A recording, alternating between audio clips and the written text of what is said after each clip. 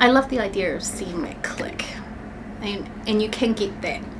It can take a while to get it, but you can see when a student has suddenly grasped a concept, that they understand what it is that you've been saying, and when they ask a question that puts together a series of different topics and brings them all together, and you can see the learning in their face.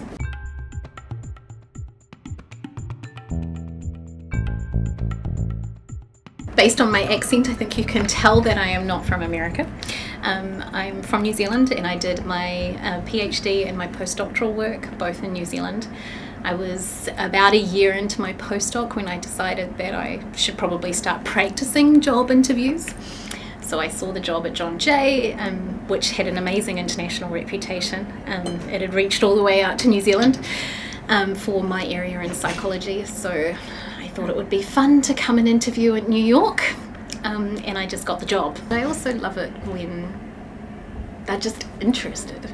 They're interested in psychology. That's my role. My role is to teach the next generation of psychological scientists. Like, one of those students that's in my classroom could be the person to discover the next big thing in psychology. And I remember that moment myself. Like, the way I teach, my entire approach to teaching is because of a teacher, my mentor, my PhD mentor, who I had in a third year classroom. I didn't want to be a psychologist. I wanted to be a journalist. I didn't want to do a PhD. I didn't want to do anything. But that person, that professor who was able to stand up in front of a large group of people and capture my attention, I remember that moment myself, and I think I'm constantly looking to get that in some of the students in my classroom. I think I have a couple of points to say about teaching at John Jay, and the first is that I might be a little bit unusual as far as the fear of tenure experience goes. I was never somebody who was afraid of trying anything new. I was never afraid of teaching evaluations.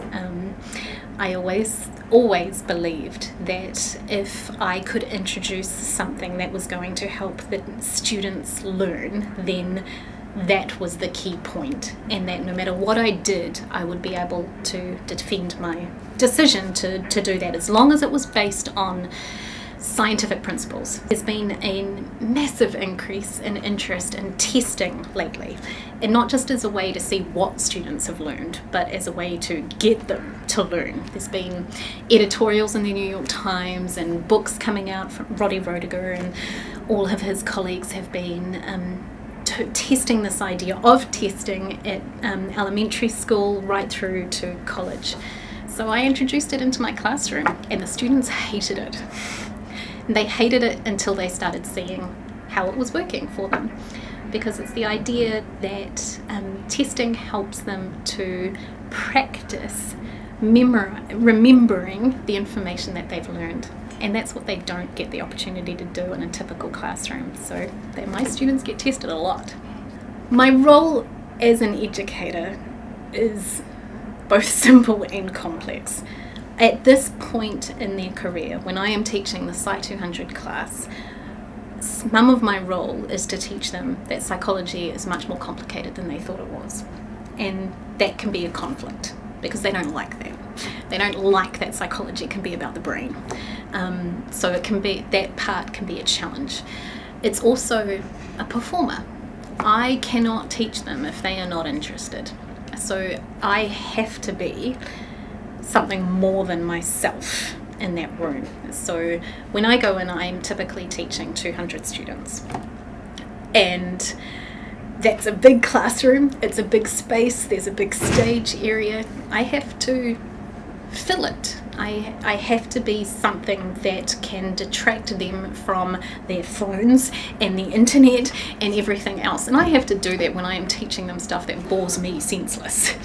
So I have to be entertaining, which means that sometimes I have to be on even when I don't want to be. And I think that was a critical moment for me in my teaching development.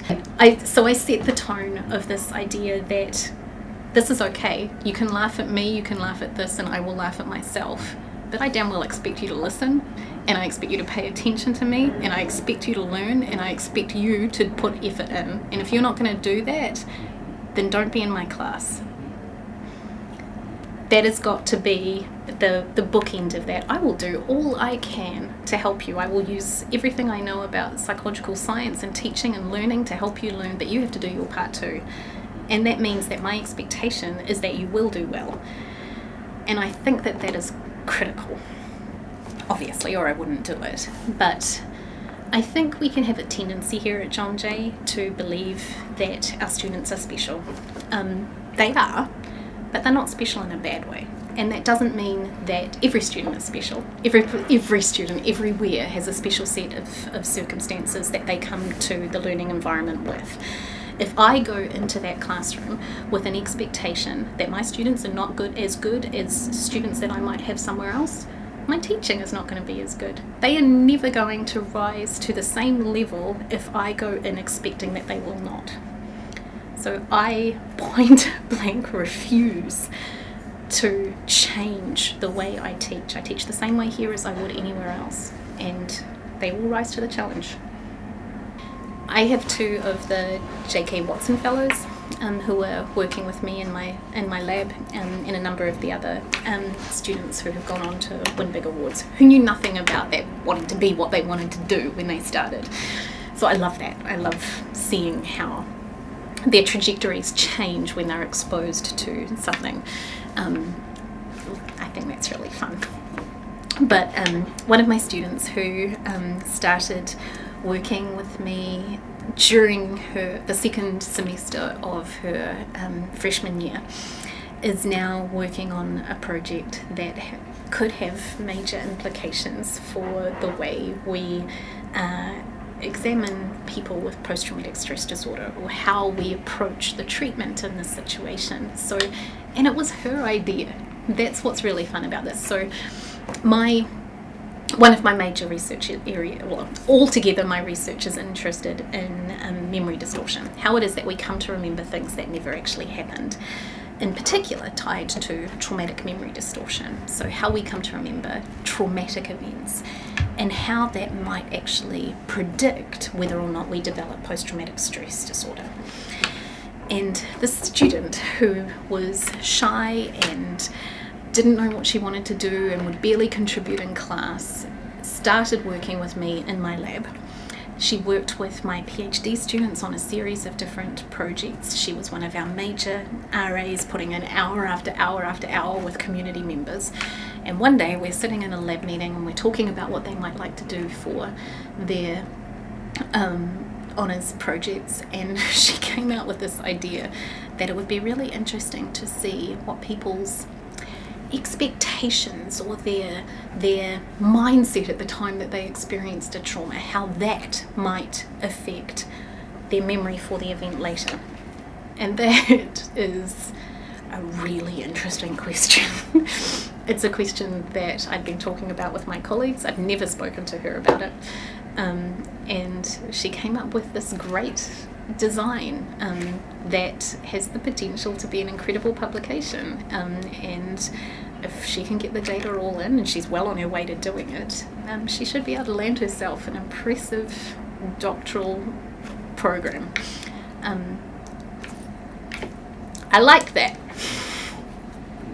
I love the idea of being in a classroom where people want to be there, where they recognize that education is a privilege.